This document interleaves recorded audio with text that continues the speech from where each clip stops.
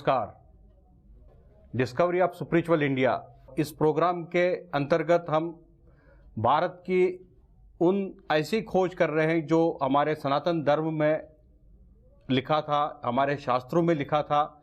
हम उन चीज़ों को एक बार फिर रिव्यू कर रहे हैं, रिसर्च कर रहे हैं, रिलुक कर रहे हैं और ये पता करने की कोशिश करते हैं कि आध्यात्मिक भारत कैसा था और भारत जो विश्व गुरु कहलाता था वो उसकी छवि कैसे थी और किस तरीके से भारत को विश्व गुरु कहलाते थे।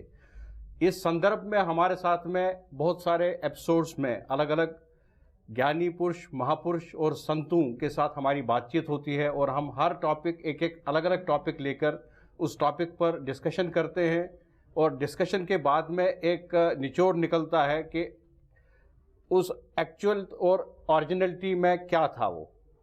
इस वक्त आज हम आश्रम में बैठे हैं और मैं हरिद्वार के इस मोबाइल स्टूडियो से स्वागत करना चाहता हूं शारदा पीठाधीश्वर जगतगुरु शंकराचार्य स्वामी राज राजेश्वर आश्रम जी महाराज का। महाराज जी, आपका बहुत बहुत स्वागत है और हमें बहुत खुशी हो रही है आपसे बात करने में और हमें पूरा यकीन है, विश्वास है कि इस चर्चा में हमारे दर्शकों को कोई नया ज्ञान मिलेगा और हम ऐसी खोज करके जाएंगे आपके आश्रम से जहाँ पर लोगों का अंधकार और अंधविश्वास जो है वो दूर होगा।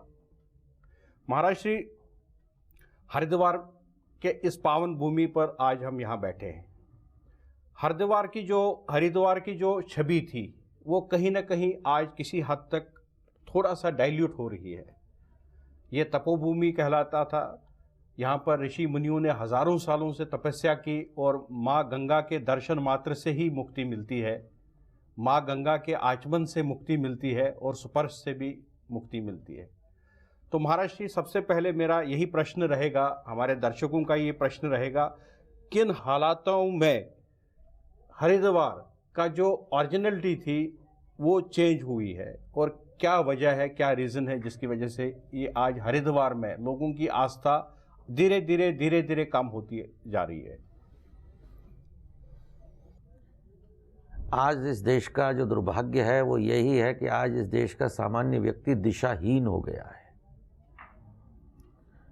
और जो प्रश्न आपने किया बहुत ही समसामयिक प्रश्न है और बहुत ही अच्छा प्रश्न है।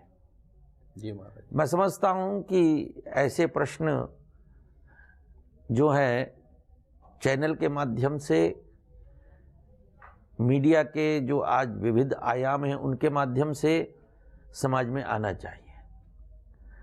सामान्यतः आज मीडिया समाज में जो गलत कार्य हो रहे हैं उनके प्रचार का एक साधन बन गया है। हो सकता है कि मेरे कुछ मीडिया के जो मित्र हैं उनको मेरी ये बात बुरी लगे, लेकिन आज मैं ये मानता हूं कि जो चैनल पर, क्या जो प्रिंट मीडिया में, क्या इलेक्ट्रॉनिक मीडिया में, क्या आज जो नकारात्मक पत्रिका है, नेगेटिव पत्रिका है, क्राइम रिपोर्टिंग है, उस पर बड़ा जोर दिया जाता है। समाज में सत्कर्म भी होते हैं, कोई किसी अंधे को रास्ता भी दिखाता है, कोई दान भी करता है, कोई पुण्य भी करता है, मीडिया उसको नहीं हाईलाइट करता। कोई जेब काट रहा है, कोई किसी का गला काट रहा है, कोई चोरी कर रहा है, कोई बदमाशी कर रहा है। और मेरी तो मान्यता यह है कि जो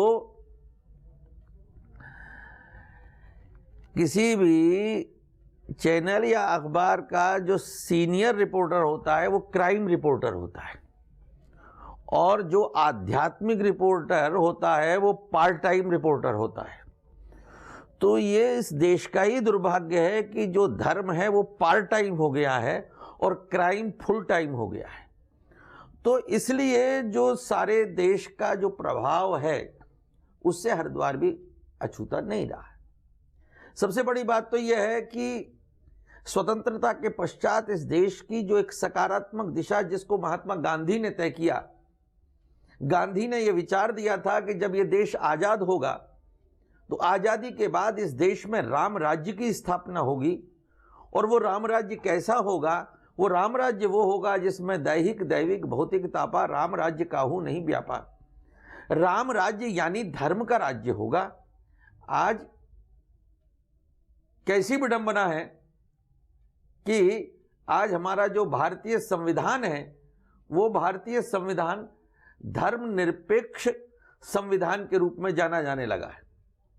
स्वतंत्रता जब आंदोलन इस देश में चल रहा था तो उस समय गांधी जी से पूछा गया कि गांधी जी ये देश आज़ाद होगा तो इस देश की जो सामाजिक धार्मिक आध्यात्मिक जो संरचना वाला ये देश है इसका पृष्ठभूमि क्या होगी। तो गांधी ने स्पष्ट कहा ये देश राम का है और इसलिए इस देश में राम राज्य की स्थापना होगी। और राम राज्य की स्थापना यानी क्या, राम यानी क्या, तो राम यानी धर्म।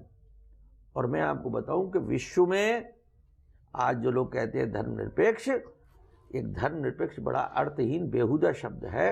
विश्व में यदि धर्म है तो केवल भारतवर्ष में है। विश्व में भारत भूमि के अलावा कहीं धर्म नहीं है, कहीं रिलीजन है, कहीं संप्रदाय है, कहीं मत है।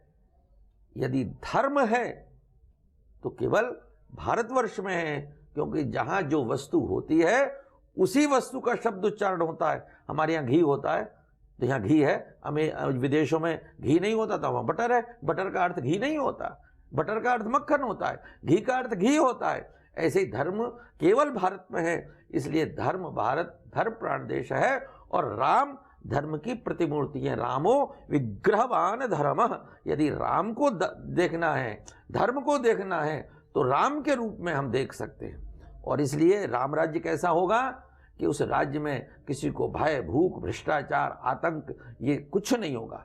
ये भय भूख भ्रष्टाचार की जो बात इस देश में आज हो रही है उसका प्रभाव आज इस हरिद्वार क्षेत्र में भी पड़ रहा है। उसका कारण है इस देश में समाज में आज अर्थ के प्रति पैसे के प्रति एक अंधी दौड़ हो गई। हमने कहा हम देश का विकास करेंगे। विकास का अर्थ हम केवल कुछ चंद चांदी के टुकड़े कुछ जो हैं पैसे उसको ही हम विकास मानते हैं। विकास का अर्थ व्यक्ति के समग्र व्यक्तित्व का विकास है। अभी इस देश में आजकल एक नारा चल रहा है सबका विकास सबका साथ। तो सबका विकास सबका साथ एक साथ कैसे हो सकता है? विकास आंतरिक विकास आभ्यंतरिक विकास तो सबका सामूहिक रूप से हो सकता है जो धर्म के रूप में आध्यात्मिक रूप में परिलक्षित होता है। लेकिन जहां तक आर्थिक विकास है वो आर्थिक विकास होता है व्यक्ति के अपने प्रारब्ध के अनुसार। उस संदर्भ में जो आपने प्रश्न मेरे से किया कि हरिद्वार तो आज हरिद्वार में भी एक आर्थिक दौड़ में हरिद्वार दौड़ रहा है। और ये दुर्भाग्य तब से हुआ, शायद ये हरिद्वार के यदि यहाँ कोई दर्शक बैठे होंगे तो उनके मन को पीड़ा हो सकती है, लेकिन मैं इस चीज़ की चिंता नहीं करता। इस हरिद्वार का विनाश जब से हुआ जब से यहाँ बड़ी बड़ी इंडस्ट्री लगी। पहला विनाश तो तब हुआ जब यहाँ BHEL लगा और दूसरा विनाश तब हुआ जब यहाँ सिटी कुल बना। तो इस सिटी कुल ने और इसने इस क्षेत्र की जो पवित्रता थी, नैतिकता थी, धार्मिकता थी, आध्यात्मिकता थी, वो सब नष्ट कर दी। और विकास की उस अंधी दौड़ ने, विकास की उस विभीषिका ने, विकास की उस राक्षसी ने इस हरिद्वार की पवित्रता, हरिद्वार की गरिमा, हरिद्वार का संतत्व ये सब जो है अब खा गई है। इसलिए आज वो जो विकास की अंधी दौड़ का सारे देश में प्रभाव, क्या सारे विश्व में प्रभाव है, उसका असर आज इस हरिद्वार तीर्थ में भी दिखाई पड़ रहा है।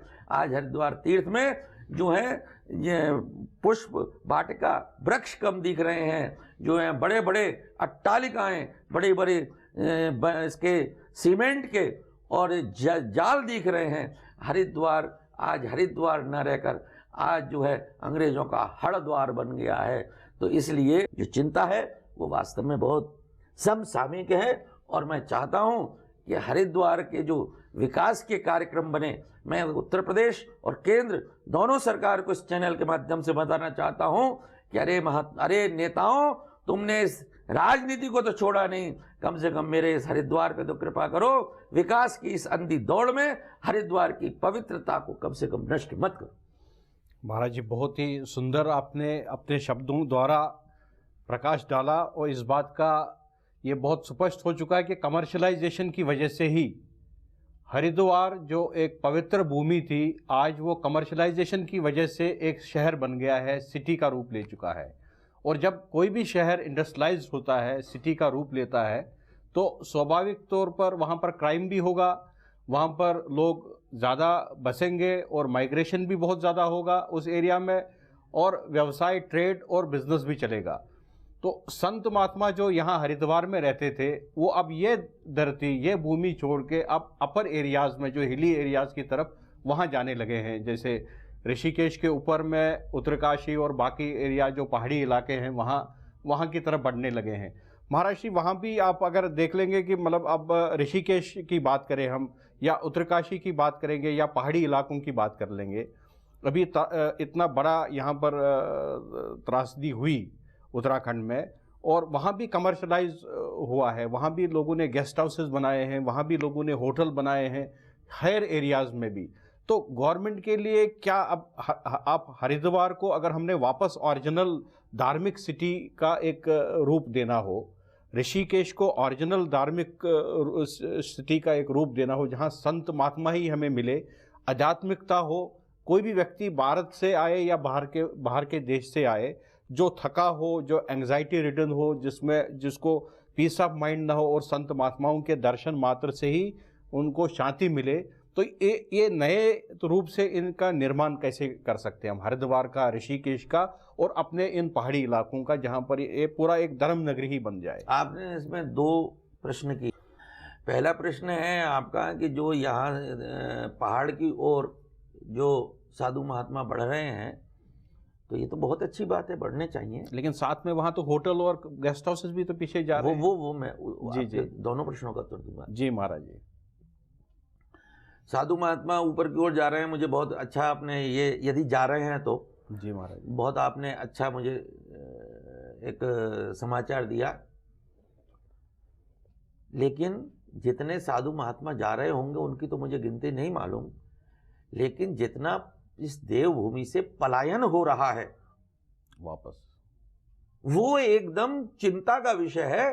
और चिंता इसकी नहीं कि वहां से लोग नीचे आ रहे हैं, पहाड़ से जो लोग आ रहे हैं उसके उतरने से स्थिति ये बन रही है कि पहाड़ खाली हो गया है, पहाड़ की जवानी, पहाड़ का पानी आज जो है पहाड़ के काम नहीं आ रहा है।